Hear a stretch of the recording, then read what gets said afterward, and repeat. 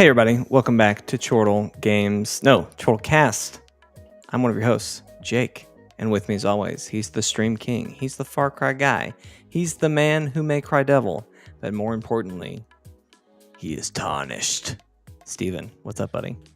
It's a very interesting choice on how to start the podcast today. Started with a very quick second of the outro music. Look, I panicked. All right, I started the podcast and then I looked at my phone to share the link, and I had 16 emails, and I was like, 2 seconds ago I didn't have any emails. So what's up? And it was a bunch of reading through. So part of you was like, "No podcast outro," and then you're like, "No." My brain just broke. But anyway, that's okay, and that's what you're here for, folks, to watch our brains break, because this is ChortleCast, the official podcast of Chortle Games, where we talk about video games, TV shows, movies, anime, really just whatever the heck we want to talk about. And we got a great show for you tonight, because today we are playing both Elden Ring and Tiny Tina's Wonderlands. Tiny Tina's Wonderland. Say that 5 times fast. And we're going to talk about them because we've played both. And so we're going to just kind of catch up, talk about it, all that good stuff. We missed the podcast last week because I had the stomach bug, and it was not a good time. But actually, we weren't going to do a podcast last week anyway, because we were going to start Elden Ring. I had convinced Steven it was time to give it a try. We had Brody on board, lined up, ready to go. And we were just going to replace the Monday stream. But then I got sick, so it kind of fell apart. And then Brody couldn't do the rest of the weekend.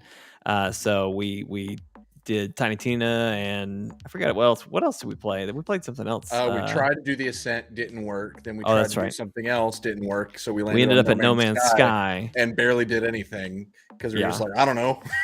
I don't know. We were all over it by that point. We were just like, dang. Yeah. But anyway, so we're going to talk about these two, and then if we have time, if we feel like it, we might have a special segment there at the end. But anyway, we're going to start off with Tiny Tina's Wonderland, which is what Steven is playing right now. It is. We played this on stream. Was that Friday? Friday we did a quick stream. Steven, you've played a lot more than I have. I just played the stream. So my quick thoughts are, it is hilarious. Like the comedy, even in just the 2 hour we played, I was genuinely laughing at a lot of the jokes and things that were coming out and being said. The otherwise, though, it feels very much just like, again, my brief time in Borderlands 3. At least from a gameplay perspective. And so for me personally, I was wishing they had taken it more of the fantasy route. I wanted a recurve bow. I wanted a sword that was that would replace my shooting weapon. And for all I know, there may be some of this stuff in the later game, but it seems like you have your melee weapon, which is your R3, right? Which is typical for like a melee attack in a shooter. So anyway, I don't know. I was hoping for a little bit more from the weapon standpoint to be more fantasy and just a little bit different. But anyway, but other than that, I mean, I liked it. I look forward to streaming it again and kind of continuing with it. But I haven't had time to touch it because I've been playing Elden Ring, and we'll talk about that in a second. But Steven, you've played a lot more. What do you think? So in regard to you saying you wish they did more with the fantasy route, I think that there is more than you're seeing, because your time with Borderlands 3 was very brief. That was the first Borderlands game you played, and your time with this was pretty quick. I played Borderlands 3. I just didn't like it. Yeah, but you only played it for like 30 minutes on an Extra Life stream. And it was split screen, so it was icky. Yeah. Maybe so. Maybe that's what it was. Well, all that to be said, I think if you have the context of playing the other games, you notice how much they did change. Like it's still a Borderlands game, for better and for worse, because the UI is very outdated. The map is awful. It's annoying to navigate. The shop menu sucks. Like, it's very much a game built on a formula that is outdated. Mm-hmm. Like like a game design formula. Right. If that's, but can we lower the music volume a little bit? It's a little loud. You're a little loud, Steven. I've never been told that ever in my life. I'm actually going to bump you up too. So cool. There. But so yeah, all that's true. But it's the first time in a Borderlands game we've gotten to create our own character. It's the first time in a Borderlands game that there's, I guess I could say classes to select from, but that kind of goes with character creation. Right. But it's the first time there's like class blending, like there's multi-classing. Melee weapons have never been an equipable weapon before. There is a lot of stuff that if you've played Borderlands before, you're like, oh wow, this is pretty different. Yeah. And I guess I should clarify. Like I know they did change a lot, but I think you just wanted it to feel more like a fantasy game rather than a Borderlands game with a fantasy coat of paint. Yes. I was hoping they'd really just go all in on, all that. But I the think spells are very cool. The spells are a lot of fun. And the spells, you mentioned that you were underwhelmed by the spells early on, and I saw where you were coming from because we were early game and I hadn't really found any spells other than like 3 or 4 different ones. But as I've been playing, there's a wide variety. Like I just found a legendary spell that is just a flamethrower hand. Ooh, yeah. I'd never seen that before. And I just found one. The spells are cool. The classes I really like. The end game, Austin can speak more on this because he's actually made it to the end game because he's a maniac and he's already beaten the game once. He said the end game is really good. It's a lot of fun. Yeah. And in regard to the guns, they are still, for the most part, Borderlands type guns, but and I never played Assault on Dragon Keep. That's the DLC for Borderlands 2 that this is inspired off of. Yes. I never played it, but based on what I know, this really went a lot further than that in terms of redefining itself. Right. Because the guns in this, like, look at this pistol that I've got. It is a pistol crossbow that fires like dark magic birds. I love it. Stuff like that, because like sniper rifles feel more like a heavy crossbow because they've got like the arches and they've got the, like, whenever you reload it, you have to like cock it back and it's like reloading a crossbow. So they are still guns, but they're stylized guns to feel more fantasy. And I respect that because they so easily could have just been like, oh yeah, you've got all the same gun manufacturers from before, which they kind of did, but they also redefined them a little bit to where like scav weapons, I think is what they're called. The ones that you don't have to reload in Borderlands 3. Normally they would overheat in Borderlands 3, but in this game, when you cool them down, you pull out a wand and you like wave your wand at the gun to reload it.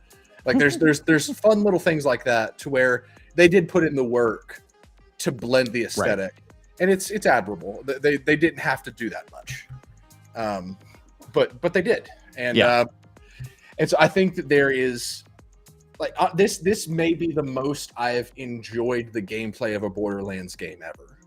Oh wow! Because like Borderlands 2 has been the standard.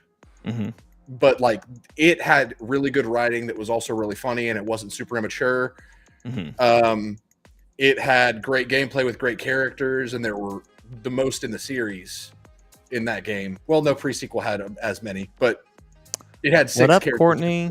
Hey, Courtney and Aaron and Joe, in case I didn't say hey to you guys. But Borderlands 2 was like the standard to me. Pre-sequel was pretty good. It was underrated for sure. But I feel like it suffered from being a little too gimmicky at parts because a lot of it was like on the moon. So there was a lot of zero-G kind of gameplay. Right. And so it like Borderlands 2 just felt like the pinnacle, like the quintessential Borderlands experience. Borderlands 3 was held back by the fact that the writing was the worst ever. Right. And there were only 4 characters. And while they were well defined, it was kind of tragic not having DLC characters, so kind of having a smaller roster. Right. I think it was 4 characters. I only remember 4. So that's why I thought it was a big deal when there were so many classes in this. Yeah, and because there are 6 classes in this, and you Mhm. can dual class, so there's a lot of variety. vandalizing a bar. Just put a whoopee cushion underneath that guy. What the hell is going on? But yeah, like with this game, I make the distinction of it's the most I've enjoyed the gameplay of a Borderlands game, I think, because I really like the replacement of grenades with spells. I think spells are a lot more interesting and just more fun. I love the dual class system because it allows me to do a lot of theory crafting, and that's that's my one of your favorite things. Yeah. And I think the gun gimmicks are really cool. I love being able to create my own character. It just has a lot of conventions that I like in a game. But the story suffers from not actually being canon. It's just kind of wacky, and like it's not bad for being wacky. It's just that there's no consequence. In Borderlands 2, it had an amazing villain that had consequences in the universe, and when people died, they were dead. Like it was an actual story that was happening in the universe, like in the world of Pandora. And so the story in 2 was so good. This one is held back by the fact that it's non-canon, but that doesn't make it any less enjoyable. Right. Because this game is a ton of fun. It's just, I'm not going to recommend it for fans of the Borderlands story necessarily, because it doesn't move anything forward. It's very much a side tangent that just happens to be super duper enjoyable. Well, I mean, I was just going to say, like, it sounds like something you would recommend to somebody if they enjoy the humor of Borderlands, because it sounds like this is the best it's been in a while. It's got the spirit of a Borderlands game through and through. They haven't taken as much advantage of the characters as much as I would have wanted. Like in terms of like claptraps in the game, and no one was happy about it. Everyone hates claptrap at this point, but Gearbox loves them, so they just force them in everything. But other than that, there are only 2 characters really that are in this game, like in the world of real bunkers and badasses. And the 2 characters, and they're great additions. One of them is Brick, who was the brawler character from Borderlands 1. He's the fairy punch father, which he's just a big burly dude that has a tooth fairy skirt and love it and wings. And then there's Torg the Barbarian, and Torg in the Borderlands world is the head of a company that makes just exploding weapons. Like they just shoot rockets. Like they're very straightforward. Just they shoot rockets. That's all they do. Right. And he's just a very loud, rambunctious personality. And he's the Barbarian, so he is a dude who's big, who uses his lute as a hammer, but he also plays music with it. And those are hilarious. But so far, those are the only character crossovers from the character crossovers that I know from the game that have appeared in this. I just crushed those people with an anchor. Why did I do that? But I was hoping that pretty much every character would have their moment, but they've introduced so many new characters. It's like, why are you doing this? You have such a great cast. You should be using every single one of them. Yeah, that's surprising to me, because I kind of assumed that's how it would work, is that you'd have these quote unquote new characters, but it's actually just that character from 2 who's now like you said, a barbarian or whatever, those kind of things. But that's unfortunate that it's just been so limited there. Assault on Dragon Keep, as an example, one of the things that was great about it in terms of the story, there's a character in Borderlands 1 named Roland. He was one of my favorite characters. You can play as him. He's the commando archetype, so he gets the turret that he can drop. He gets the assault rifle bonuses, like team leader kind of style. Like he was great. And in Borderlands 2, he was non-playable, but he was the leader of the resistance against Handsome Jack. And in Borderlands 2, spoilers, he dies. And that was a big deal because he was one of the most popular characters that you played as in the first game. He still hasn't come back because he's dead. But in Assault on Dragon Keep, that was a game of bunkers and badasses DM'd by Tiny Tina. And I haven't played it, but based on what people have told me about it, and Austin can confirm or deny this, a lot of that game's story was about her getting over the death of Roland, because he was a character in the game. And I thought that was really cool, being able to bring him back in a way that speaks to a character that exists in the game, but also being able to use a character that we loved that we lost. Right. But we don't really have that in this game so far. And Austin can clarify, because again, he's beaten it. I'm not very far in the story. Torg has murdered the ocean, and that's as far as I've gotten.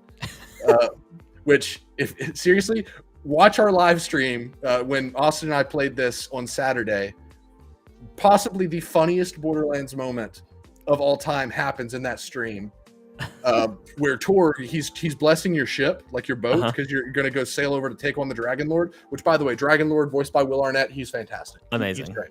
He's super funny.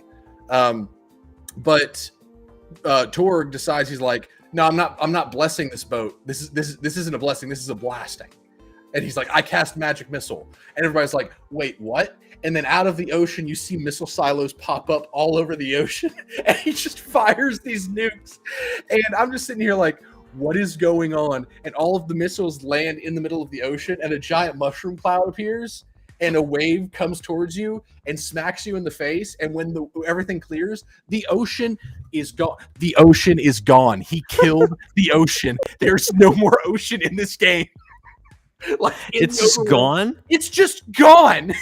Like, in the overworld where there used to be ocean, there's just ocean floor because the water has been murdered by magic missile. It was so funny. But that was awesome. That was their way of getting you to advance, because this whole time you're like, oh, I'm gonna get a boat and I'm gonna like sail across, boat. Yeah, but no, it resulted in Torg casting magic missile and murdering any body of water that existed. Oh man, that's funny. That's awesome. It was so funny. Like, oh man, like that moment alone, and even visually. Because there's a moment where Torg is on his knees saying, like, burn in the 13 hells, ocean. And there's a huge mushroom cloud and the waves coming at you. Visually, very impressive. Like, yeah. But that's another thing I was going to say is, like, I do love it's such a bright, vibrant art style, fun art style. I guess Borderlands has always technically had, but it's in its best form here. It really is, because it feels like a bright, colorful fantasy world. Whereas, like, there was kind of an interesting contrast with Borderlands in the past, because it's a cel-shaded, colorful look, but so much of the world is just arid wasteland. Right. It's just a lot of browns and stuff. And this game, and I think Skill Up in his review even said, like, the world designers must have, like, had such a catharsis designing the worlds for this game, because, like, they're like, finally we can get away from the color brown. The world design is great. Like, it's very colorful and fun. So yeah, it's great. Awesome. Yeah. Well, cool. Yeah, I'm sure we will stream it again. I definitely want to. I want to keep playing. I want to hear more of the story and all that jazz. So that's great. But we can't seem to get to it because we're. Did you want to answer that from Austin? Yeah, I was just going to highlight it. He said, "True. When the DLC story comes to an end regarding to Assault on Dragon Keep, like I was saying about Roland, Lilith, Brick, and Mordecai, which were the other three characters from Borderlands 1 that you play as, keep telling Tina to stop and admit that he's dead, and she just breaks down and rants that it's her story, and they listen to her. So she's in denial that Roland's gone." Oh, bless her. And that was in the DLC for Borderlands 2. And that's the kind of stuff I wish we had explored with this game, where every single character that we'd come across from the whole game, that they made an appearance, and it'd be like, oh, that's cool. Lilith is like a witch in this universe, or Mordecai is like a roaming ranger, like Strider, Aragorn from Lord of the Rings, stuff like that. Right. And I'm hoping that we get DLC, because we are getting DLC. There is an expansion pass or season pass, and we do know that there is going to be a new class at least. But I hope that with the DLC, we get that kind of, here's all the characters that you've been missing. And they've done that in the past, like especially with Borderlands 3, there was a lot of returning characters in what they did. So I'm hoping that we get more of that in this game. Well, love it. Awesome. But you know what you and I can't seem to get enough of, Steven, is... It's true. It's so true.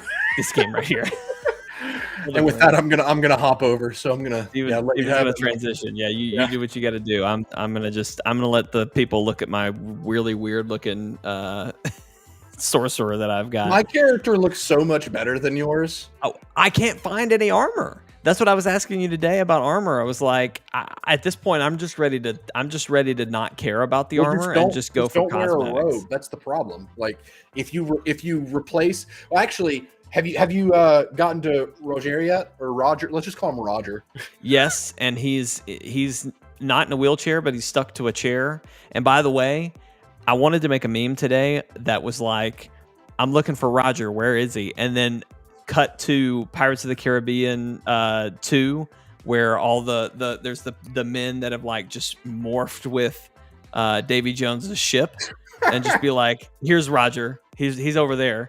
Because the homeboy is stuck to the wall, like so hard to catch. You weren't allowed to make new memes today. The meme. No, the meme industry was had plenty to work with. We have a new Batman slapping Robin meme. My favorite one. My favorite meme. I posted in the Discord, and we're talking about Will Smith slapping. People know what we're talking about. Yeah, people know what we're talking about. You don't have to explain it. But my favorite one is Doctor Strange saying to Thanos, "I think you'll find that our will is greater than yours." And Will Smith walks out of the portal and smacks Thanos. I love it. I love it. That's great. Anyway. Oh, hey, what's up, Tyler? Tyler, you are. Wait. I put 123 hours into this game. I assume you're talking about Elden Ring. He's talking about Elden Ring. He's talking about Elden Ring. That's how do you find that out on PlayStation, Steven? I don't know. Steam. It's very easy. It's like, hey, you piece of garbage. Here's how many hours you put into this game. Here's how much of your life you wasted. Dang, I don't know where to. Huh. I feel like it's in a settings. I know for like I know you might be able to find it out through the app or something. Maybe. I was just about to ask you, Tyler, where did you see that? But it's like, oh yeah, okay. I put in 40 hours at this point. That's about where I am. Yeah. So anyway, but I'm sure I'll be at 123 before too long. But anyway, yeah. So like I said, last Monday we were gonna do a stream of this because Steven and I, we both got it and finally decided to try it out. Plans didn't work out. Whatever. We knew to do co-op. There were some things we had to do to get to that point. So we just kind of agreed, like, all right, let's just play a little bit. Just kind of stay around the first area, whatever. And we'll hook up on Monday. Well, I think Steven and I both dove in, and I don't know about you, Steven, but you and I have been playing. You progressed. You have probably done more than me, even though I'm a higher level than you now. But that's just because I've got to the farm. I got to the good farm, and have just been here for a while. Anyway, I kind of got to a point of like comfort where I understood what I was wanting to do with the game and how to play the game, and I just started exploring because I knew how the multiplayer works. We would likely have to be in the same area, so I'd made it my goal to just kind of hit the corners of the world, so that when we finally co-opt, I could be like, oh yeah, I've been there, and I can just kind of drop in and go. Yeah.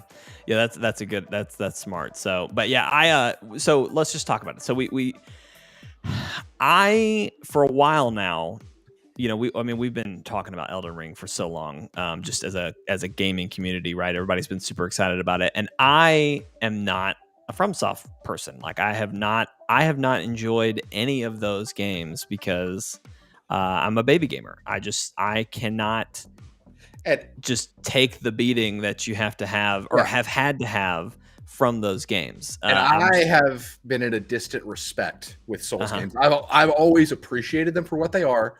I really wanted to like Bloodborne, and I think it's a fantastic game, but I could not play it for more than 45 minutes because I was just at my wit's end. Yeah. Well, that's kind of how, and even Sekiro was the one that I was like, all right, I'm going to give this an honest try because I like the setting. I like what we're trying to do here. I'm watching some people play. I think it could be fun. And I just that one too just got stuck and just gave up. Said I can't do this. I'm gonna switch to you, Steven, since you're actually doing stuff. And I'm Yeah, I was just gonna farming while I say, talk. yeah. Well, you're farming too, but we're both but farming. a lot It's just more different farms. interesting to watch. Steven's is a lot more of an engaging farm, but mine is a lot more. And look at how cool my character looks. Hold on, let me pull out my good bow. Look at that. Look at that. Jesus Christ. Yeah. Is that your archer ghost spirit thing? Yeah, I call him Bullwinkle. Bullwinkle. That's amazing. I love it. Yeah, I love it. But anyway, never could get into any of those. Just didn't work. All the stuff started coming out about Elden Ring open world. A lot of the co-op was going to be better. The more we heard about it, the more I was just like, crap, I really kind of want to try this. But I just was like, I don't want to get frustrated and get so mad. And honestly, I think the real tipping point for me personally was Sifu. Because Sifu is kind of a game that is kind of hard, and like you just have to learn the bosses and you have to learn those fights. And so once I beat Sifu, I was kind of like, okay, I think I could do Elden Ring. I think I could try it, and I want to try it. And then especially once it came out and people were so high on it, I wanted to try it. So anyway, trying it, what I have to say is, first off, it is a crazy world. Like, I can't tell you how many, what the hell, like, what the F am I looking at? Like, what is going on? Like, the world is insane. Yeah. There's so much going on. The best way I could describe, like, the aesthetic of the world is that it really does feel like a fantasy world that is straight from, like, the dreams of whoever created it. Like, it feels like a true fantasy world where things are just familiar enough to where it feels like something we can relate to, but it also feels like a place that could not possibly exist. Where everything is always teetering on the point of being a nightmare. Yes, exactly. But like I know I'm sure a lot of people have made the comparison to Breath of the Wild and whatnot, but the thing that it's kind of been interesting to me, even in Breath of the Wild, I never felt like I was running into things that I was surprised by. Like, I did have some moments, but I feel like at every corner I go around this, I'm looking at something and I'm just like, hell no, I ain't going over there. Absolutely. Or like, or oh my God, that's so gross. What am I looking at? Have you gone to the underground yet? So where I'm at right now is the only place in the underground that I have unlocked. I have not found like the natural entry point to the underground. Yeah, I found a lesser Erd tree. And this is just when I was kind of exploring, because I knew I wanted the Erd tree bow, which those are the bows I've used because I'm running a Faith Archer. So I assumed maybe I need to go to the Erd trees. Maybe it's around there. That just made sense to me. And I was trying to give myself as few hints as possible because I just wanted to experience this world, because this game is so much better. To me, I feel like this game's experience is so heightened by just being dropped in the world and just going. Yeah. Because like what people say about Breath of the Wild, to where it's very much like an open-ended, open world game, this feels like the true open-ended, open world game, because like you, Brody, and I have all been playing this at the same time. Yes. At a little bit of a different pace. We've probably been hitting it harder more recently than Brody has. I was just about to say, the irony of all of this is that we were the stream Monday was going to be Brody showing us Elden Ring, and now I think we decided Thursday. Now when we film this when we stream with Brody again, it's going to be us showing Brody Elden Ring. Well, see, that's the thing, because it's just funny. Every single time we've shared an experience with each other in the group text that we're part of, like, so few of those things have been something we've all experienced, because this game is so large and non-linear in the way you experience it. Yes, that it's like a different game for everybody. Yeah. Like when I found the underground, it was because I was looking for that lesser Erd tree, and I found a lift. And normally the lifts will go down a little bit, take you into a dungeon. So I'm on this lift, just kind of expecting, okay, yeah, I'll drop for like 10 seconds, and then I'll be in a little dungeon. There will be a side of grace there, and then I'll get this thing started. I was going down this lift for like 45 seconds. And at that point, I was like, where the hell am I going to end up? And sure enough, I end up in this underground realm that has its own atmosphere. There are stars in the sky. There's a sky. Like there's a sky underground. It's crazy. It's I think I called it Terminus from Majora's Mask or whatever, Termina, whatever that place is called. Mm-hmm. And from that point on, I was like, okay, this is weird. I guess I'm just gonna experience this part of the map. And so I just started walking around, and I saw this dead, like giant deer looking thing, and I saw one of the messages that somebody had left behind, which it was one of the rare ones that wasn't try ahead or finger butthole or finger butthole. It said try fire, and I was like, okay, that's interesting. So I equipped a fire arrow and I tried shooting this deer spirit because I thought maybe the fire will wake it up or something, and sure that didn't do it. And so I left. And then I noticed these 6 kind of statues, like let's just call them beacons, because they were basically torches. And I was like, okay, maybe I have to light all of these things. And sure enough, around that area, there were these little pyres that you had set fire to. And when you set fire to those, you set fire to the corresponding torch beacon next to the spirit. And so I found all of those, lit all of them up. And then when I went back to the deer spirit, it challenged me to a fight, and it took me a few tries, but I killed it, and that's how I have Bullwinkle. Oh. This is the spirit that I've been using pretty much for every single fight since I got him, and that's something that like was so random. I just stumbled upon it, and it's very clearly just side content. Mm-hmm. But I that was like 2 hours worth of stuff that I just kind of stumbled upon that had implications for the rest of my gameplay experience. This game is massive. This game is huge, and from a world design standpoint, it is undeniably like one of the greats.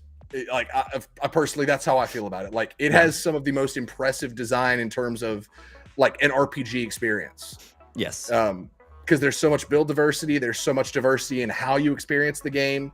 It has such a good blind gameplay experience, like just not knowing what you're getting yourself into, because like this game it sunk its teeth into me super fast. Same here. There's a lot of things you brought up that I want to piggyback off of, so I'm just going to kind of go down the list of things that I was thinking in my head. So one frustration, so you're absolutely right. There's so much to do, so much to experience, and like if you just start wandering, like you will find things to do. I don't know if it's just my personality type or what, but I hit early on, probably my first, I'll just say 20 hours.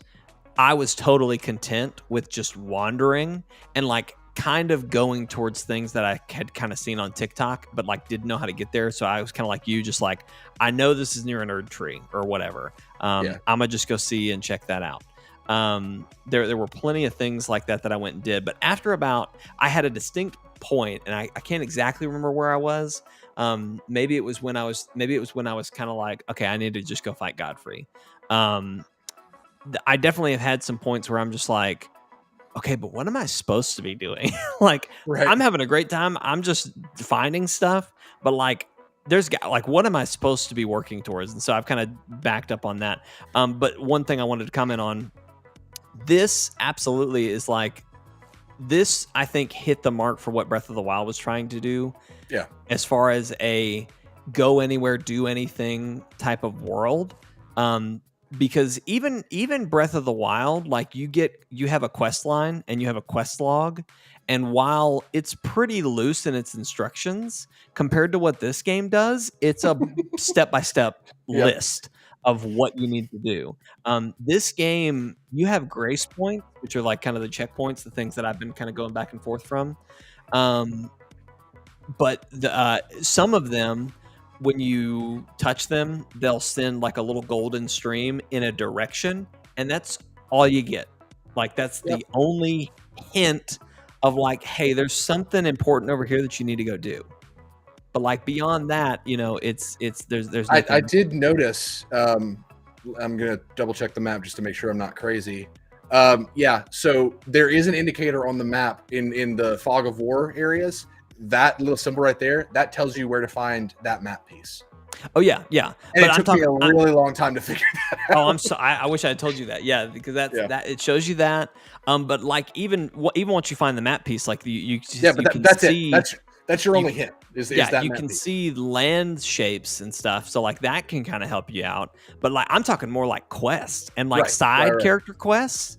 You're just gonna have to look up a guide because like unless you're just I don't know. Some people might can just figure it out. Like the quest that I had to do to get to where I am right now to do this farm, it involves the very first NPC that you meet, and I just knew that I had to progress to a certain point and then kind of go back and talk to him, and so I talked to him.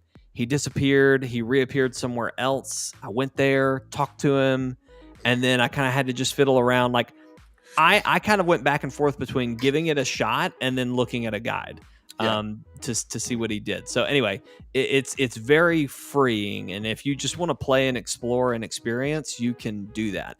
And so I want to transition here to kind of what was my initial fear, which is the difficulty. Right, Yeah. FromSoft is known for like really challenging boss battles.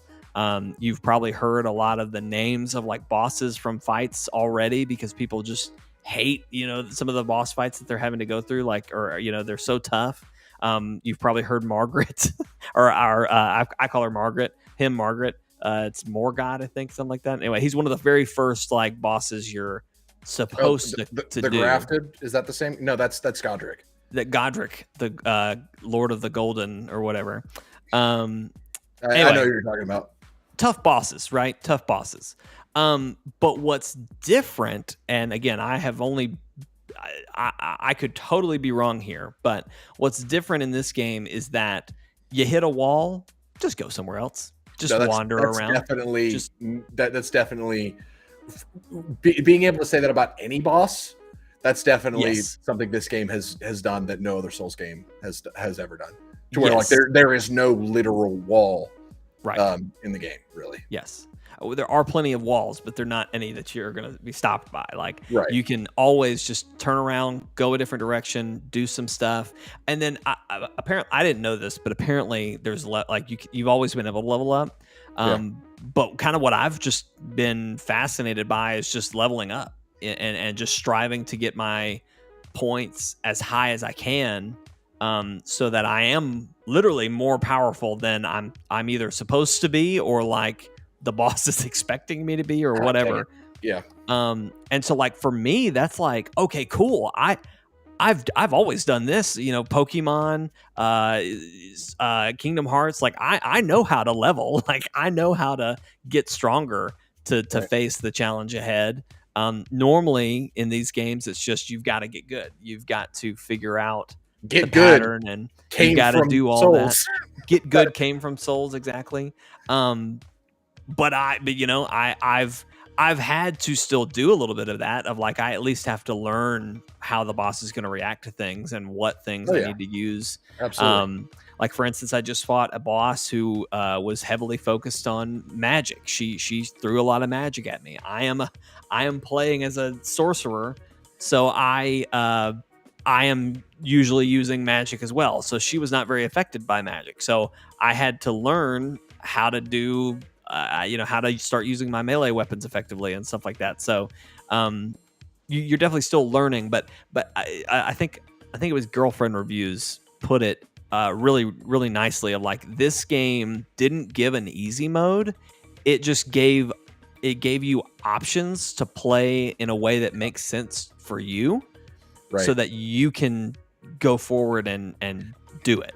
And there's always been a little bit of build variety in Souls up until I think Sekiro was the one that there wasn't really build variety. Like you were always a katana guy, and there was some other stuff you could use, but I think there was always kind of a leaning towards a certain play style. So Souls has always had that sense of like, what am I upgrading? What am I using? But this game, because I played a little bit of Dark Souls, more Dark Souls than I played Bloodborne, but there was that sense of like, okay, do I want to be an archer character and all that stuff?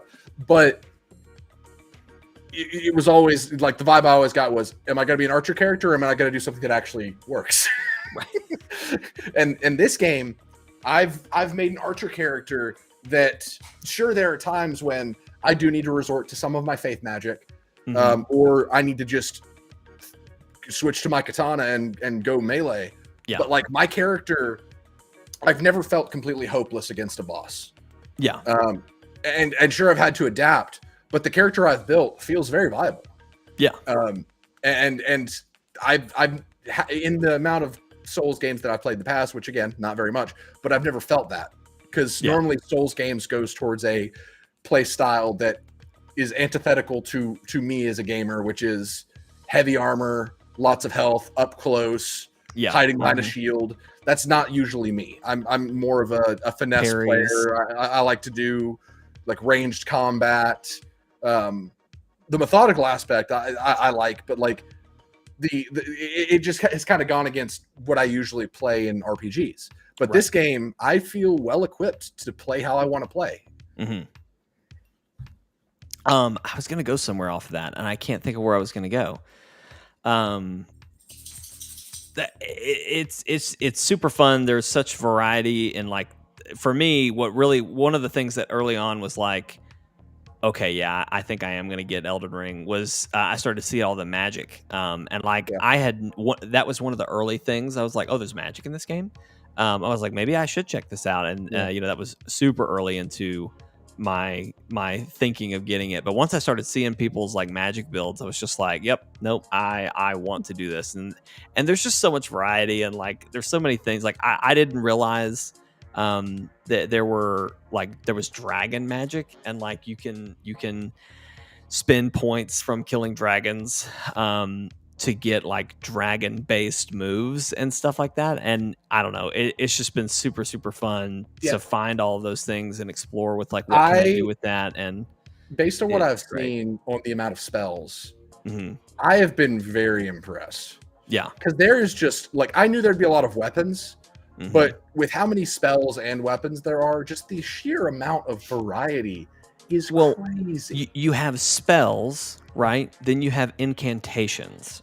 Then you have Ashes of War, Arts of War. Yeah, Ashes of War. Which are like special moves, some of which are magic based, that you can equip to weapons. Which, by the way, as much as I'm very tempted to put Sacred Blade on my katana so I make it a faith katana, I cannot fathom not having this Art of War, the Ash of War. The Unsheath. It's so good. It gets me out of so many jams against invaders. It's crazy. Yes, it's so fun. So fun. That's a great one. But yeah, I mean, there's just so much variety. There's so much to do. It's wild. And so I don't know where else we want to go from here. I don't know if we want to maybe talk about like some cool things we've seen or what, but I thought it would be funny, Steven. Would you like me to give you I haven't looked up anything, but here's my understanding of the story so far. Go for it. Okay, great. So again, I have not looked anything up.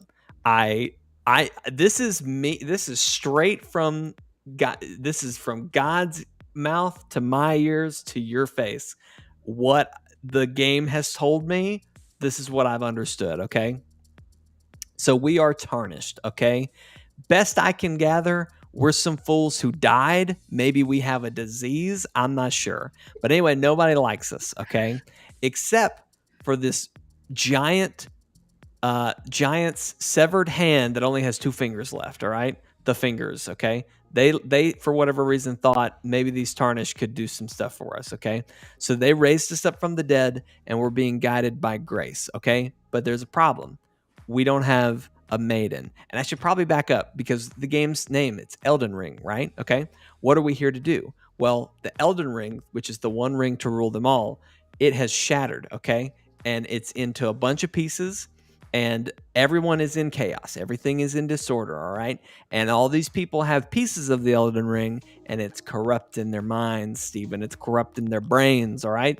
We've got Godric, who is grafting people's arms to his body because he can't have enough arms, okay? He wants to be able to hold his phone, hold his coffee, and type on his computer with both hands while playing a video game, and he just needs all the hands. While slapping your ass. While slapping people, okay? Smacking them down. He's got to have more hands. So he wants all the hands because he needs all the fingers for all the things.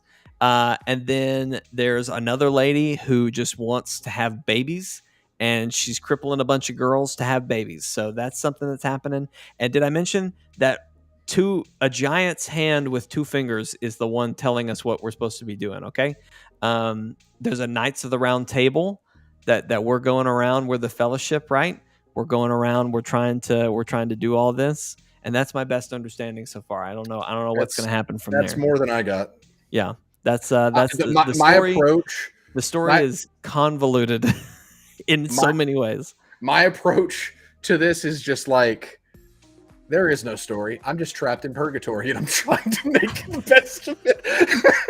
I kind of just say yes to everything, and just hope for the best. Hope that I didn't mess something up, or that I didn't. I just hope that I didn't mess something up. But anyway, it's been great. It's been a lot of fun. I was going to mention earlier, Roger. We're going to call him Roger because it's funny. Roger, you need to do his quest or be around when he passes, which it's super sad because I've done his quest and he just kind of goes. Like, he eventually falls asleep in that seat and he leaves behind everything to you. Yeah. It's kind of tragic, but his armor is real good. It's sorcery armor, and each piece increases the damage of glintstone spells, I think. Whatever those are. And his chest piece looks pretty cool. So I gotta go take care of Asher, but keep talking about Elden Ring. It's a good game. Elden Ring. Yeah. Gosh. So to get the Erd Tree bow, this is something that I had to experience. I was on such a long quest to get this bow. I stumbled upon the Great Erd Tree bow by accident because I went to the it's basically the first dungeon you can even go to with the chariot. Which, by the way, F the chariot. I hate that thing. Donkey in his 2 videos where he's talked about Elden Ring, I think the chariot's gotten mentioned both times. But actually, by killing the chariot, that's how you get the Great Erd Tree bow. And the reason I want the Erd Tree bow is that it is a faith scaling bow. Same with the Great Erd Tree bow. And since I'm running faith archer, so a archer that can use elemental magic as well as heal and self buffs and stuff, I want to be able to go heavy into faith so that I can still use ranged attacks, but with good spells as well. But the Erd Tree bow was so complicated to get because eventually I had to make my way up to the Erd Tree Sanctuary, which is the Great Erd Tree, like the really, really big one. It's up there. It's in the capital of Leyndell or something. So I had to get 2 great runes. Then I had to fight the freaking Tree Knight, Tree Sentinel blocking the northeast door, and that took so many freaking tries because he has that move where he like charges up lightning and he doesn't even have to be looking at you to smite you. You know, that crap. Yeah, I eventually was able to kill him, thankfully. But I had to fight my way through the capital, and then I got to the sanctuary, and I had to fight the first Elden Lord to get my bow. But I got it, and it's great, and I love it. Tyler says, all Souls lore is super obtuse, and Elden Ring is much more straightforward about what's going on from the other games. So yeah, the lore is super interesting once you dive in, though. That's been the vibe that I've always gotten. It's just, to me, with this game, it felt, from when I started, I got the vibe that it felt just like another iteration of what a Souls game is story-wise, like from the narrative. So for me, I haven't been as concerned with experiencing the narrative, the story, all that stuff.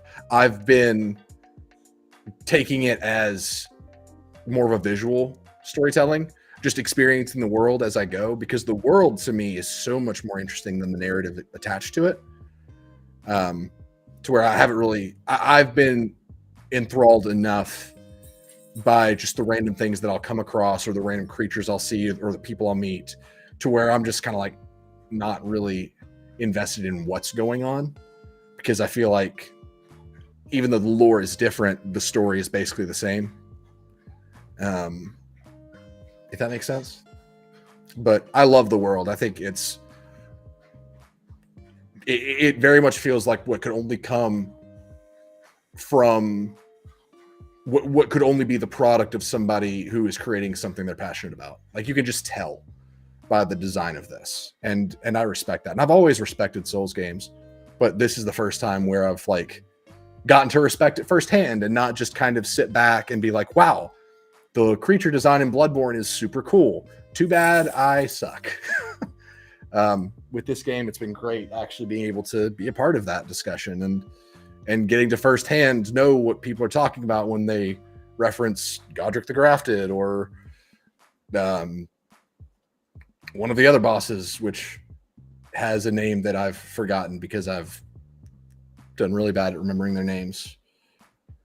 Absolutely, Tyler. Haven't wanted to just explore a video game world like this in a very long time. It's so interesting and dense. That is absolutely how I feel about this game. Because, like I said earlier, my goal when I first got into this game and once I had farmed a little bit and decided that I was ready to wander past the early areas, I basically was like, I'm just going to start going in all directions, find all the sites of grace that I can, so that when we decide to finally stream this, I can adapt to wherever Brody and Jake have a boss they want to fight. And from there, I just started getting to know the world, how it works, and like I would find incantations and sorceries and new weapons and stuff, and that by proxy helped me decide what I wanted to do and how I wanted to play the game.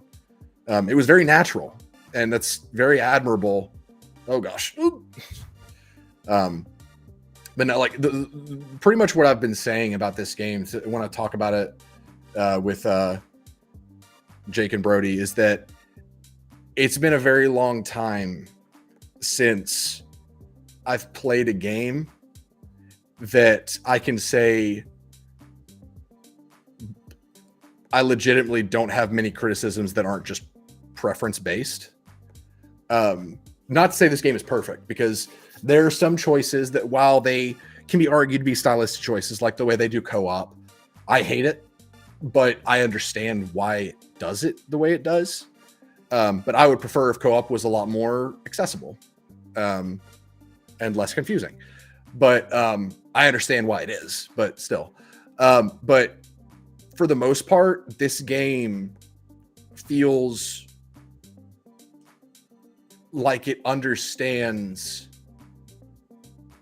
Like there's not much design in this game that was not considered from both sides, if that makes sense.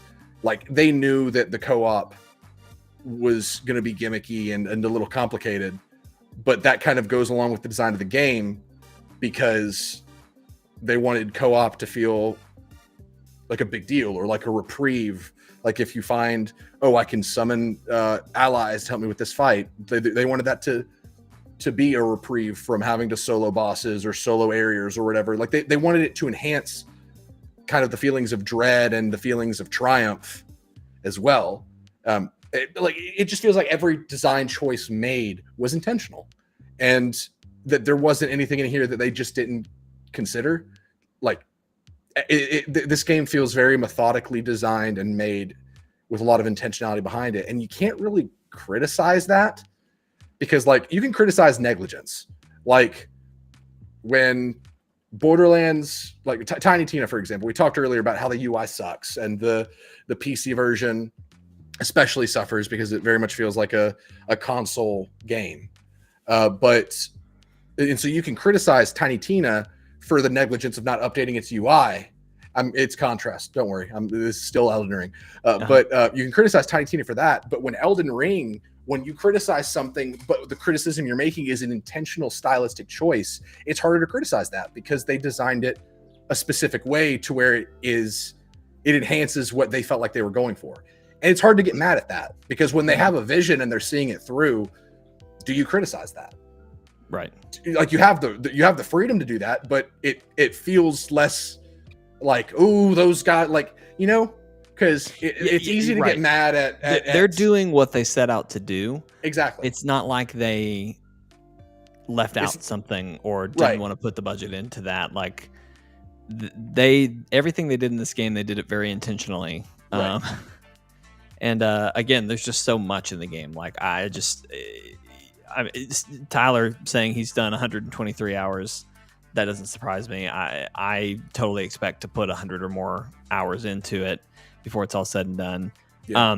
While I was gone, Steven, nursing my sweet tarnished baby to sleep with my 2 fingers. Nursing your baby with your 2 fingers? No. I have 10 fingers, but I was using at least 2 of them. I was giving him a bottle. You should lead learn. with that next time. You'll learn. You'll understand. You'll understand one day. I was thinking about. Have you talked about? I know you mentioned messages, but like, have you gone into that more than just the casual mention you said? No, I haven't, and I'd like to, because even though I for the most part hate the messages because the community is so douchey. But so it's so well. Go ahead, finish your thought. I will say, even though like the community is a bunch of 5-year-olds that think that putting your fist up the butt of a statue is the funniest thing ever done. I will say the inclusion of groups was really smart, because you can be part of a group. Like I told you to like put Chortle in the group password, so we could leave messages for each other, and they would be marked as part of that group because we're both in the Chortle group. Oh, like, that was. Have you been doing that? No, I haven't. I'm going to start doing that. Yeah, please do. But just that was you, literally. Yeah, thank you. But that's super smart, because now even like, and other Souls games may have done this, but I'm pretty sure the messages have always been in it, but I don't know if the groups have always been in right. it. Yeah. But like the messages, so often if I see a message, like it'll just be like, you're next to a cliff and someone says try jumping, and they're like, haha, I just convinced someone to kill themselves. Like, but if I see, because I'm part of the Seekers of Secrets group, which is a group that is specifically made to find like and uncover things that would otherwise not be found. So they are like, when they leave a message, I see that marking, I'm like, oh, this is going to be helpful, so I know to read those. And that's a great addition. This makes so much sense now. So I was gonna say I have really enjoyed it, because for me they've been really funny, or super helpful. And normally there's enough around an area that you'll find some funny, and then also like, nah, but really, like, there's a ghost behind here. Yeah. Like, you'll just do that. One thing I was gonna say though, it's so funny how everyone is so like the structure of messages is so set in stone somehow. I was like, I don't know. Yeah. I don't know how they got everyone to agree. Well, it's because they've been doing it for so long. Like, well, no. Have you tried to write a message?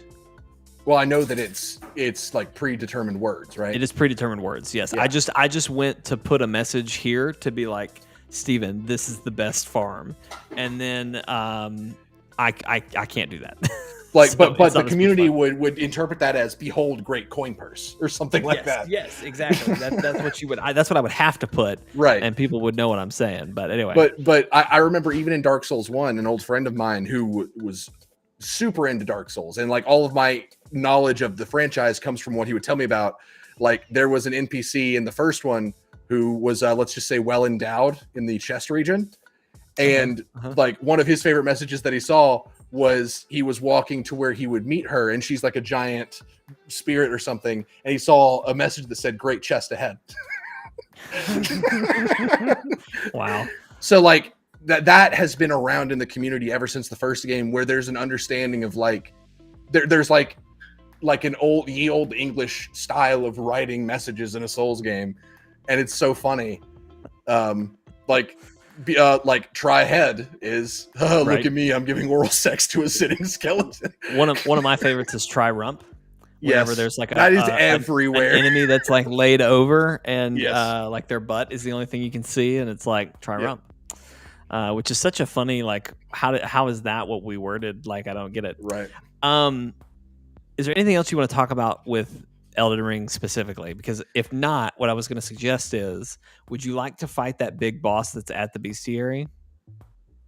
Yeah, we could, or I could help you get Loretta's Great Bow, a spell that I feel like you've been needing for a very long time. Well, I feel like that would be great content for Thursday. Okay, let's save that for Thursday. I think this we just kill this boss, and then we can either go to our special segment, or we can just call it from there. But either way, I think would be a lot of fun. So I'm gonna see if I can put a mark down. By the way, we have never done this. Never. Like, we tried. This is literally going to be us figuring it out. So just bear with us here, folks. Right. So I'm gonna, Steven, well, I don't know how when you get here, what your like go-to method is, but I normally come out of the door and go right. Oh, absolutely. Yeah. Do you always go right? Is that like a thing for you? I actually usually go left. Really? Like that's kind of your instinct? Like my instinct is go left because like if I'm playing a roguelike, for example. I have while you do that, I have placed my summon sign, come out of the door where you spawn in and go right, and you'll see my give me a moment. I need to spend my runes first. So I spent all my runes and I still have 100,000 left. It takes more than 100,000 for me to level up now. Yeah. But hey, my magic is where it needs to be. In fact, I need to go equip that spell before we get into this fight. Oh God, he's mad. Why is he fighting me? I didn't do anything. You rode right past him. Well, normally he's chill. Well, because you don't go up to him, you avoid him, and then if you go right up to his face, he's gonna be mad.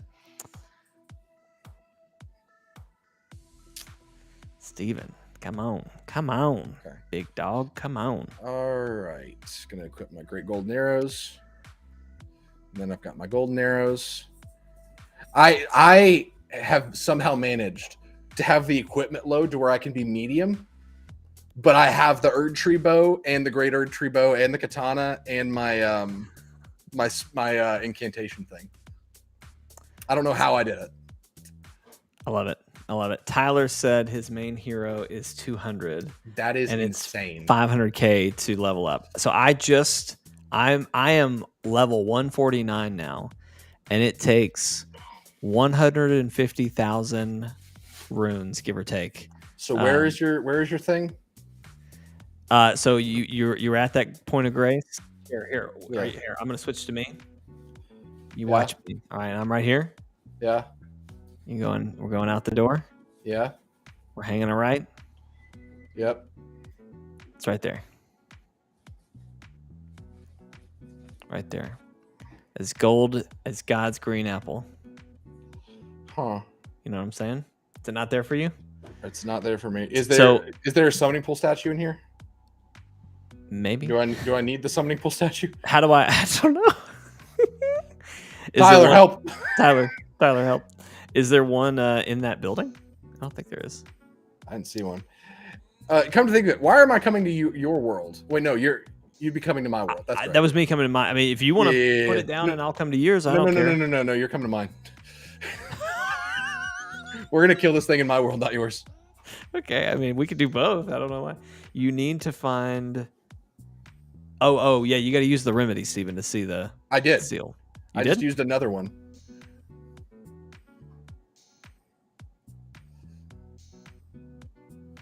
Like, am I? Yeah, I mean, it should be right there, right in front of that thing.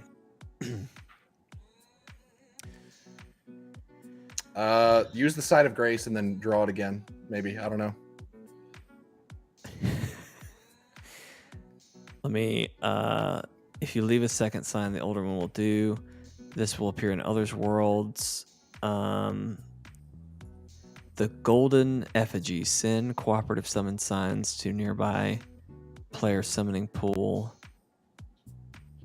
Maybe we have to. Is there a summoning? I've never noticed the summoning pool like mattering. So I would not have any expertise in that. I wish we could see in the map where summoning pools were. Yeah. I'm riding around to see if... Here, I'm going to try this. I've traveled to the other point near the bridge. Yeah, you're gonna put one down there. Well, I was gonna look and see if there was a summoning pool thing because I feel like that's Go ahead and draw one down there. I'll see if I can see it. All right, I'm gonna put it right on the road. Oh God, he found me again. Well, Steven, yeah, if you run right past. So I didn't run right past him. So this is funny. I see. Oh, never mind. That's just a weird looking blood stain. It's weird. That might be mine actually from the Chortle group.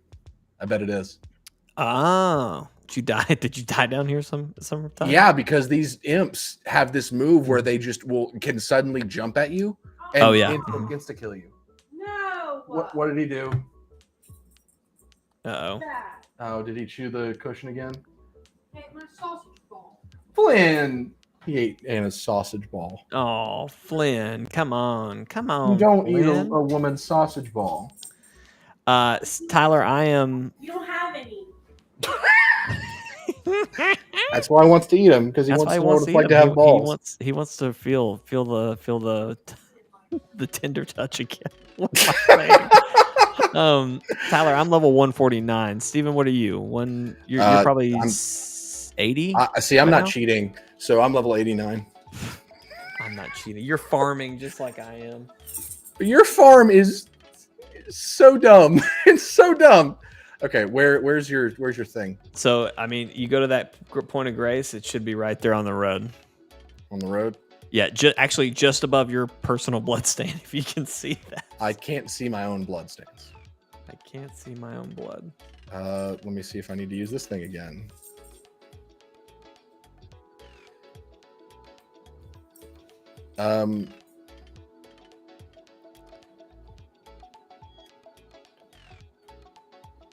I will now. Okay, put it on this bridge over here. Where? On the bridge? Like right in front of the bridge. All right. There's that first circle in the bridge. I'm gonna put it. We are. Oh wait, maybe. I'm gonna put it smack dab in the middle. Let's set up a multiplayer password like he's saying. So I'm just gonna say Chortle is our multiplayer password, lowercase. Put that in. Lowercase? Like yeah, all lowercase, Chortle. We got to come up with better passwords, Steven. Why? No one uses that word. It's a great point. Especially not in the YouTube search. All right, I put that in. Okay, then redraw it. I got to redraw it? I would assume that you need to redraw it. Okay, well, I'm just going to redraw it. Same spot. I'm also gonna use this golden ring thing that I have that says, "Oh nope, okay." I am like so queued up to respond that it's not even funny. Okay, but where? Did you? So it should be right in that circle that you just walked past. Ah! Ha, ha, ha! I found you. This is gonna be so much better because now we can just like ride into battle. We actually can't ride. Can't use spectral. We can run into battle. I'm gonna switch our perspectives and everything here. So yeah. All right, you're gonna tank. And oh, okay. Well, I hate to tell. What is your hat? Look, I killed that witch bitch, and now I took her clothes. So I don't know what to tell you.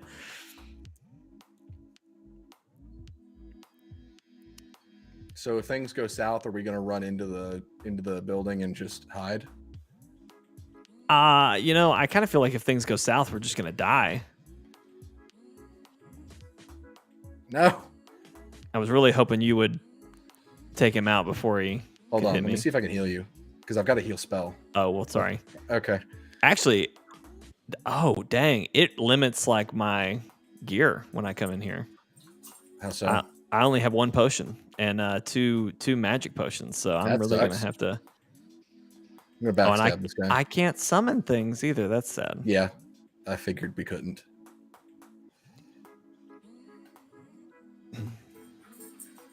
Are you using also things are scaled up? Are they? Mm-hmm. Because normally I can nearly insta kill with a backstab where they just have a stack of health. But I was expecting my magic to really hurt those guys, and sure it did half, but still. Okay. All right. I'll go left. You go right. Yep. I'm gonna climb up here and probably get shot to death. Oh, come on. None of that's hitting. Are you kidding me?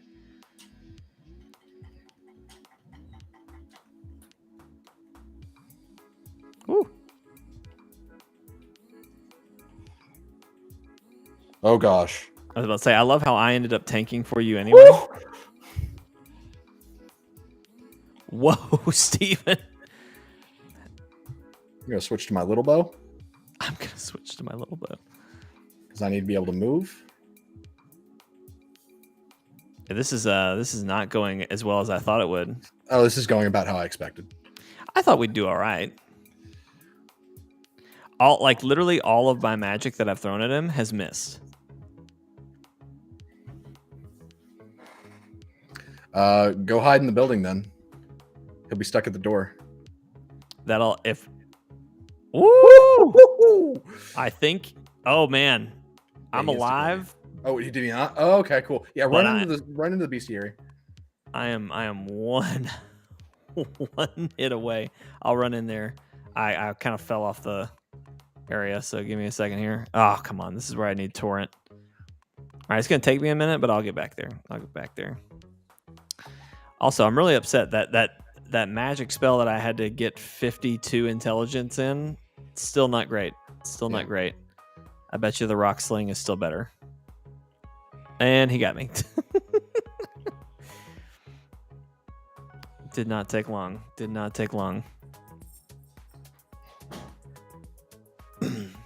All right, so I should just let him kill me. Or I'll just rest inside of grace. Or just rest and maybe come back and get me and see what happens.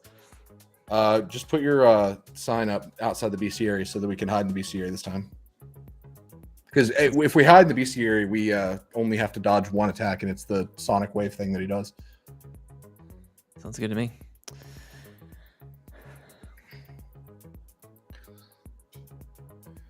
And remember, I might be able to heal you. I might be able to heal you. All right, I'm putting the sigil directly behind him. Yep.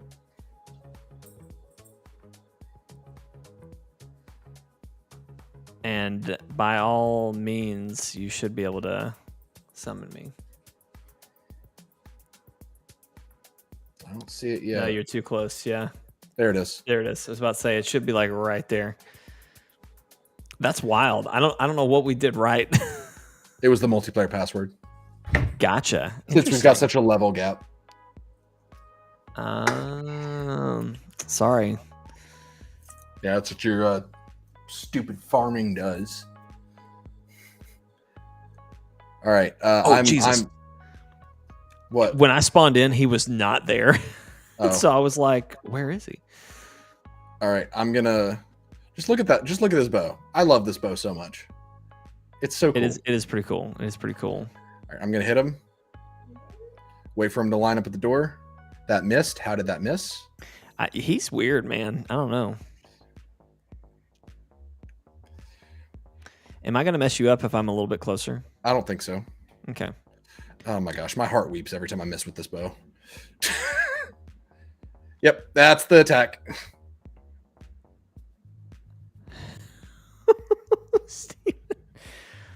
See, the thing for you is you can aim at anything. I have to be locked on to target something. Yeah, but you're doing damage. I am doing damage. Got to watch out for that attack. I just got damaged too. Also, do you have any idea what we do to the guy that's in this room? Yeah, you give him things that you get from killing certain. I forget what the item is called, but he takes a certain item and he gives you certain rewards.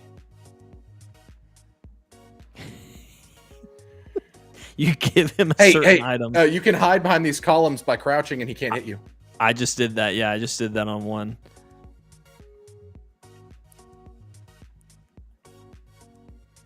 So this is what we're talking about. Strategy. Play your way. Break Elden the game. Ring. Elden Ring. Play the way you want to play. All right. I don't know if come on. I don't know if we just made him mad or if he's just like. He sometimes will retreat. I am playing with Get you back to your fools. spot. So have you haven't, I mean, obviously we're in your world. You haven't beaten him yet, have you? No, I've done this a couple times though. I understand. Ooh. You better heal. I was gonna say, why don't you try to heal me? Yeah, crouch and let me. I like your scarf hoodie thing. Thank you. It's Frederica's or whatever her name is. That didn't heal you, did it? It gave me a little bit. That is interesting that it's such a bad heal. I mean, it might have been better than I thought, but I'm pretty sure it did something. All right, I am officially out of magic. Do you not have any potions? I normally have 5. When I come to your world, I have 2. Okay, we'll go lure him. I've got a shot queued up for him. Oh, he coming. Now Back I'm up. bait. Now I'm bait is what I am. Here, fishy, fishy.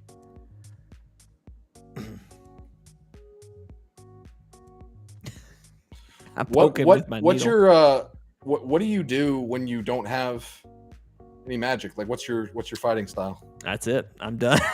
I call it a day. We didn't do it. Well, you know there's a bow that scales off intelligence. I need to get that. It's called the horn bow, and I actually have it. I don't know how I got it, but I have it. From my farming that I've been doing, having to learn the bow, I've actually really liked it, and I totally see the benefit of having it. It's just been it just hasn't. Right, it's been hit or miss. I'm gonna heal again. Oh, I'm done. Okay. I'm done. That was it. One wrong move. You should equip a bow. The only one I have is that basic longbow. Have you upgraded it at all? Because the No. longbow is actually really good. No, I haven't. And you know what? Oh, it didn't matter. Okay, great. I was gonna say great. I just lost a bunch of runes, but yeah, I have the katana, the moon. That's the Moonveil? one I've got right here. Moonveil, right? Is that what it's called? Yeah, Moonveil. That. Right. So honestly, I'm so disappointed that it doesn't give me my what you call it. Should I go upgrade that first bow? Yes. Okay. Give it some upgrades. Give me a second. I'll go do that.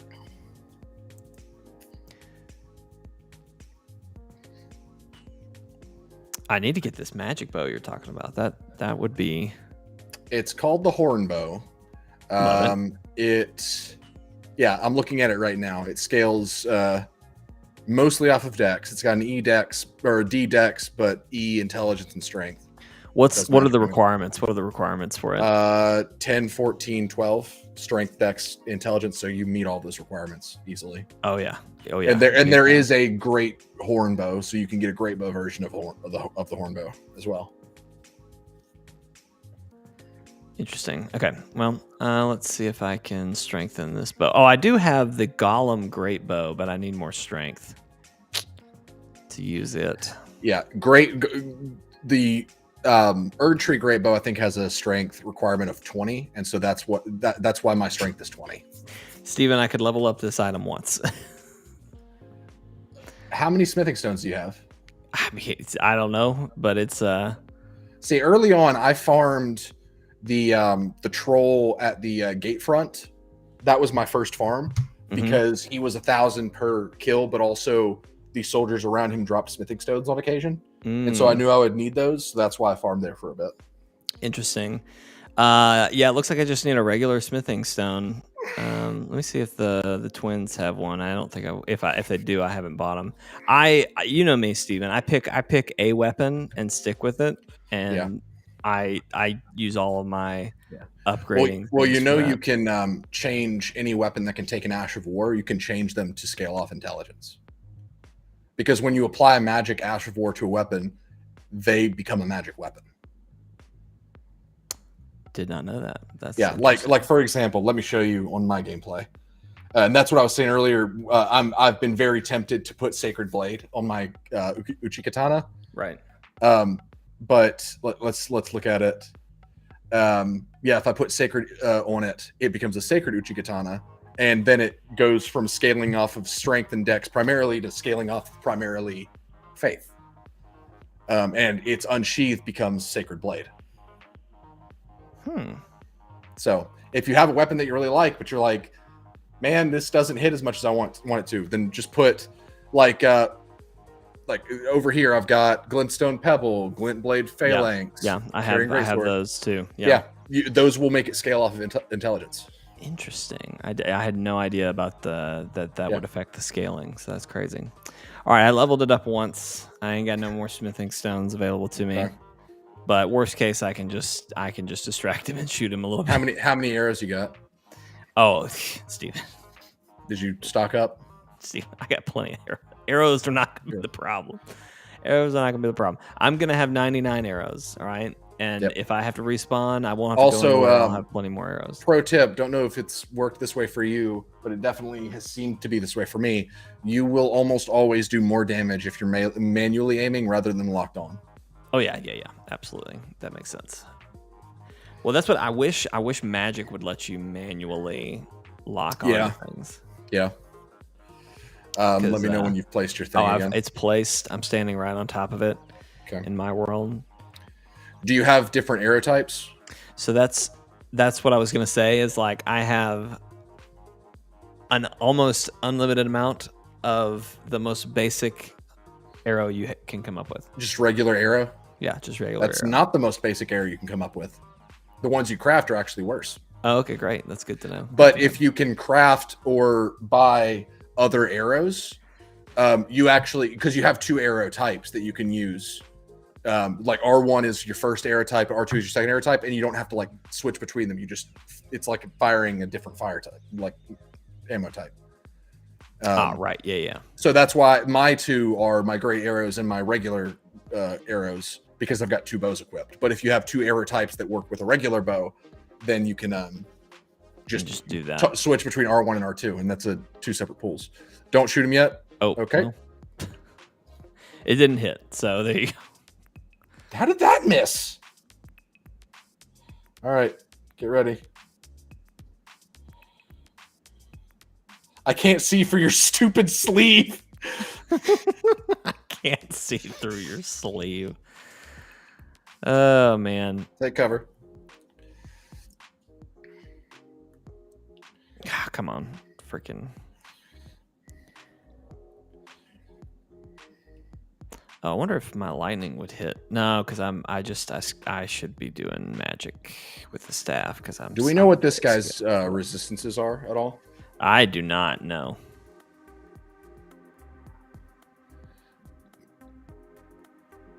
I'm gonna try some fire arrows, see what that does.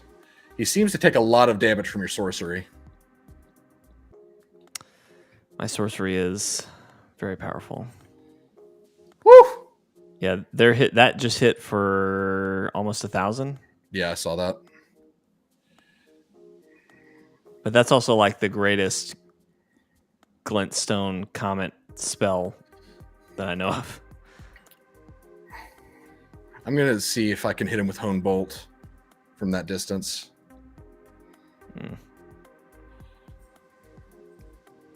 Woo!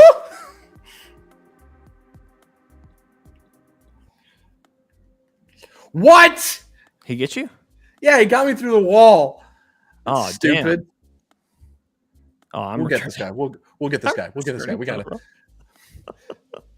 This is the podcast now, by the way, ladies and gentlemen. This is the podcast. You're an audio listener, or this is just what it is now. So just buckle. The podcast from this day forward is just going to be us fighting various Elden Ring bosses and dying. And dying, yeah, and never getting it, but just dying.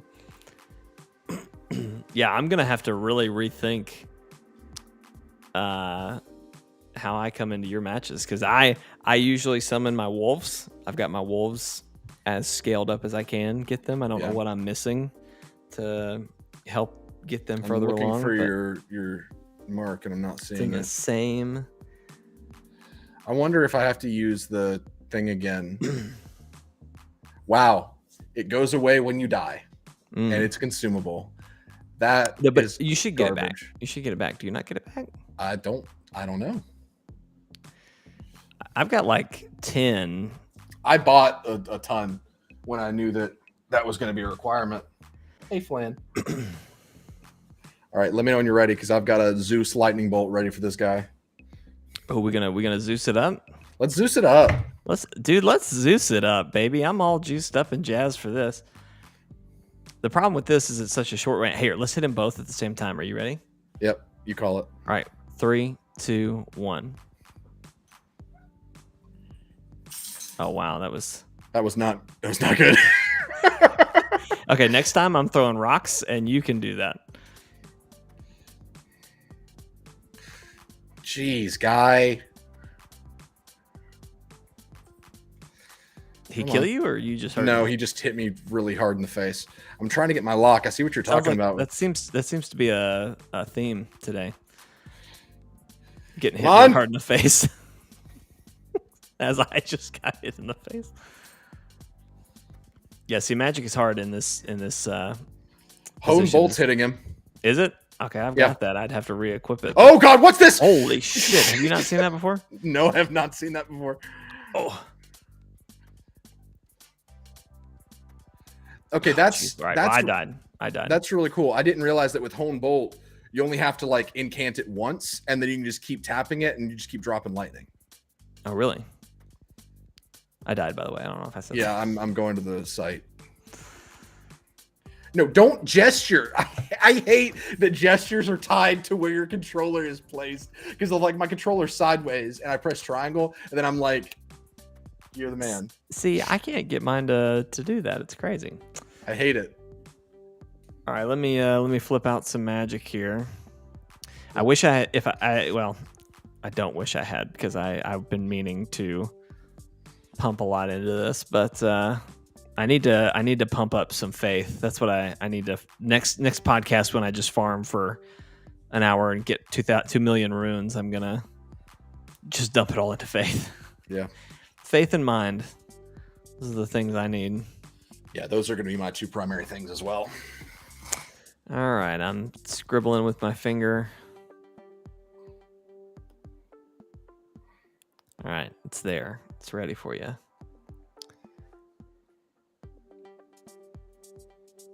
I'm looking.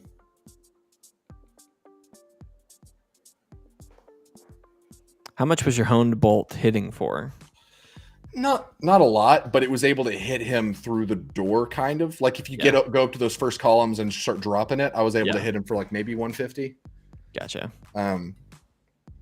But this is just going to be a long, arduous process where we need to just do our damage at the front end and then just start shooting him with little arrows. That kind of describes most fights Little for me. arrows. Yeah. So I wanna try this. I wanna try this strategy, and if this doesn't go great, I want to do where I'm out here and you're in there, and you're just picking him off and maybe keeping him at the door. Okay. And we'll see how that goes, because I can use a lot. I think this rock spell is going to be a lot stronger. No, it's actually not. Believe it or not. Oh, that's crazy. Oh gosh. But did you see how I kept calling down bolts?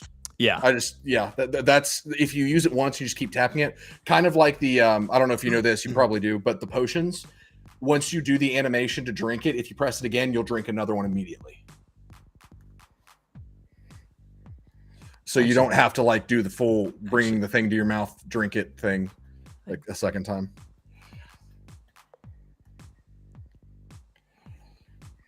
Ooh.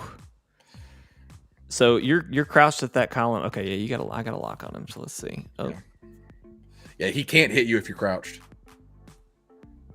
Yeah, but I can't spell cast without standing up.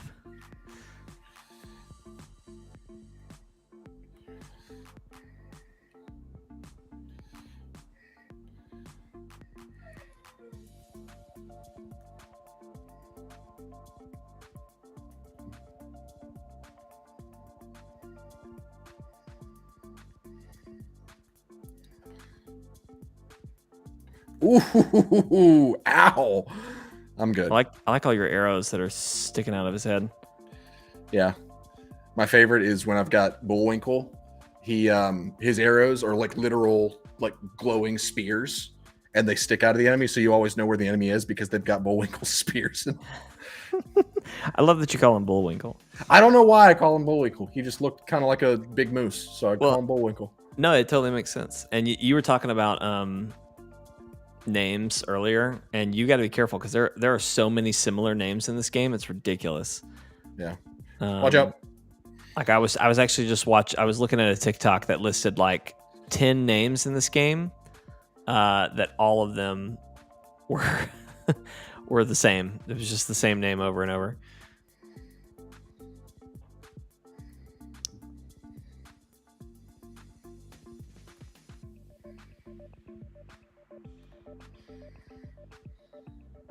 Whoa. Yeah, that's new. Gosh, Did you, Steven, did you know that if you hold down on the crossbar, it will send you straight to your health potion? Hold down on the what? So, like, you press down to go through your flasks and your summons or whatever it's on the bottom. If you hold that button, it'll take you straight to your crimson flask. That is not true, because I just tried it and it took me to my throwing knives, and I think the reason is because it takes you to the first one on your hotbar. Is that for interesting? So you could make it anything. Oh, that's cool. So I saw that on a TikTok. It was like, hey, did you know? Watch out! Okay, I'm so glad you called that, because I was I saw him go up in the air and I was like, Jake doesn't see it! He can't see it.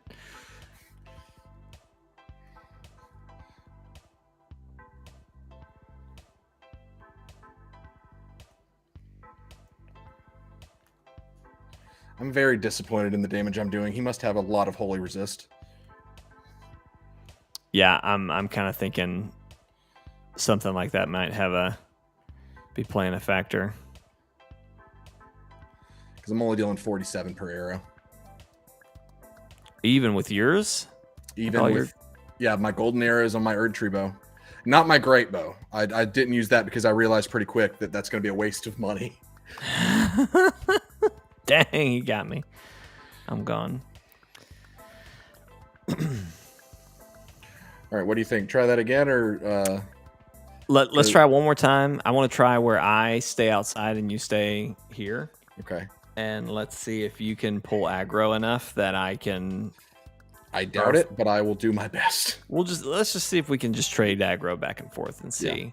Yeah. See what I'm going to switch to my longbow since I don't seem to be doing dick worth damage to him.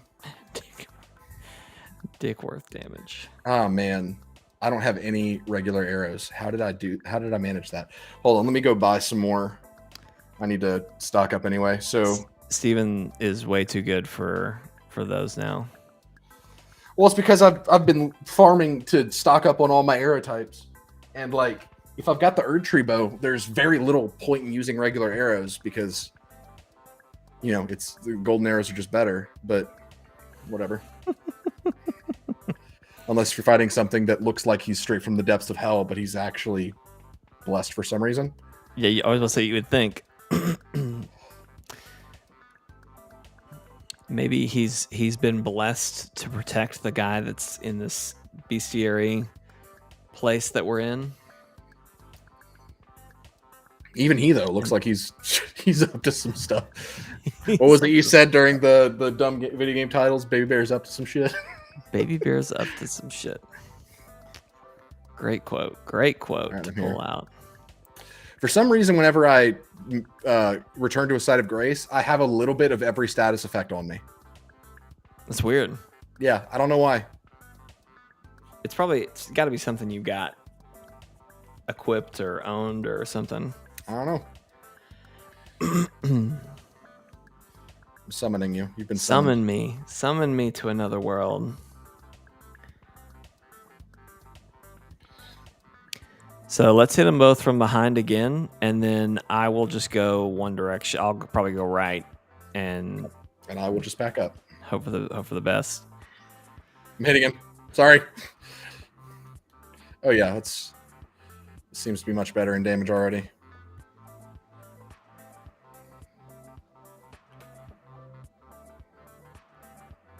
I was about to say, anytime you want to pull that aggro, I'm shooting him. He does not really. Okay, he's on me now.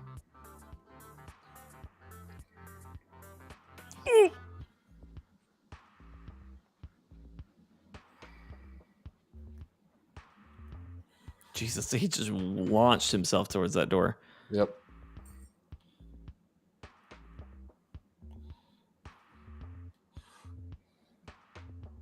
Dang, I was hoping I'd have a better shot at him back out here, but he just moves so freaking much. Come on. Watch out. He's...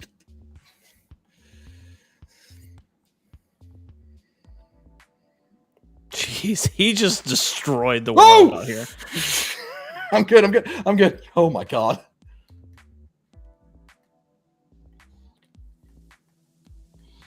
Good lord, he just nuked everything. Let my stamina recharge. He's coming to you. Yeah, He's retreating. Coming to you. I'm down.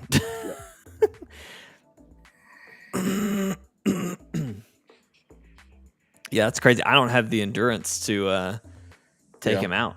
I just run out of all my stuff. I ain't got enough stuff up in this place. Okay, so what do you think? I think we call it there. This is we need to revisit. Maybe we find a different boss we can co-op. We could go up to the Carrion Manor and get you Loretta's great bow with relative ease, and also the sword of Night and Flame. And I think that'd be a weapon you'd like a lot. But I agree that's probably better served for Thursday. Okay, because that will be a bit of a trek. I was gonna say I don't even know the place that you're talking about. I don't think I've been there, so that is something we'll have to unlock and figure out. So, but anyway, there you go. That was a fun little jaunt into Elden Ring, but that's why we're loving it. We're having a great time. Steven's still fighting him. We'll cut back to Steven. See, show his. Why not? You know. So his son, yeah, keep it up, man. You've got it. But anyway, that's going to be it for tonight's podcast. Thank you for watching. Thank you for listening. Of course, if the podcast airs every Monday live here on Chortle Games, usually Monday nights around 8 o'clock, 8:30. We talk about, again, video games, TV shows, movies, anime. We're live on YouTube. That's at chortlegames.com. We're live on Facebook and Twitter. Both are at Chortle Games on either platform. And then we're also live on Twitch, twitch.tv/chortle_games. But yeah, we don't just do the podcast, although the podcast, Steven told me recently, was one of his favorite pieces of content that we do. And that warmed my heart. And I want you to know that, Steven. It's just a good time. Just good conversation. We can do whatever we want whenever we do segments. It's comedy gold. It's great. We've got a great segment lined up. We were going to do it tonight if the conversation went stale, but I think it'll be more fun if we on a night we get Jeremy. So I've got another segment idea that I thought of during one of my many insomniac nights. I love it. Was basically if utilizing my expertise with making spin wheels. Yeah, you are an expert at that. Yes, I'm an expert at that at this point. Basically picking various video game worlds, like let's say it's you, me, and Jeremy, and we're taking turns. And so we have various video game worlds. Like for this, let's say Limgrave for Elden Ring, Rapture for BioShock, stuff like that. Yeah. And you pick a video game world. You pick a power level, basically, like main character, like mob enemy, boss, stuff like that. And then an amount of time, like let's say 1 day, 2 hours, a week, whatever, and you detail how you would spend that time in that video game world. Interesting. Okay. So for example, if I was a civilian in Rapture for a week, I would say, well, I'm just gonna die. I'm just gonna die. It would just be over. But yeah, just kind of like it's taking the whole question of what video game world would you want to live in, and kind of taking it and saying, how would you live in that world? Yeah, no, I like that. You were. But yeah, that's when I'm kind of developing how to ask the questions and stuff. But I think that'd be fun. Little side topic. No, I love that. I love that a lot. Ouch. He finally got me. Oh, thank you. That wolf, I swear that wolf just took a hit for me. These wolves, man, I tell you, I love them. But anyway, yeah, so great times. But we also do live streams usually on Thursday, Fridays, and Saturdays. So be sure to tune in to any of those that you like. Tune in. This week, I believe our plan is to do Elden Ring on Thursday with Brody. So Brody's going to make a special appearance to play Elden Ring with us. Should be very interesting having 3 of us buffoons walking around in here trying to catch these rings, doing whatever. Brody is by far the best Souls player out of all of us. I don't know if he's probably not the level that we are, but he's probably still far beyond what we're capable of in this my gosh, game. yes. Brody is an aficionado with these games. Again, he was supposed to show us how to do things, but we just oh yes, and he's obviously been way more excited. You know what we should have done, Steven, and we can, and the more bosses we can save for later streams, the better. But we should have just gone and fought the dragon that's down the road. That might have been a better go. Maybe he kind of just marches up to you and kills you. Right. But he probably would have taken more damage from Holy. Now that I think about it. Yeah, he might have been a better get. But anyway, Friday. I don't think they got dragons in heaven. Probably not. Friday we'll have a stream, and Saturday we'll have a stream. Not sure when. Probably some Borderlands. Steven's got to do Ghostwire Tokyo once that comes in at some point. Yeah, so it was going to come in April 7th, which bummed me out. But it finally shipped, and so it should be here Wednesday. Okay, great. So there you go. We are gonna. There's still a lot coming, and then Weird West drops on Game Pass the 31st, and then Rogue Heroes, Ruins of Tassos, whatever. It's getting its new update on the 31st. So we're still in it. Like there's still stuff coming out. It's never gonna stop. It's never gonna stop. We're in the hype season right now, and it's just happening all the time, everywhere, and it's just gonna keep coming. It's just gonna keep rocking over here. But anyway, that's gonna do it for tonight. Thank you guys for watching and listening. We will see you next time. Bye. Bye.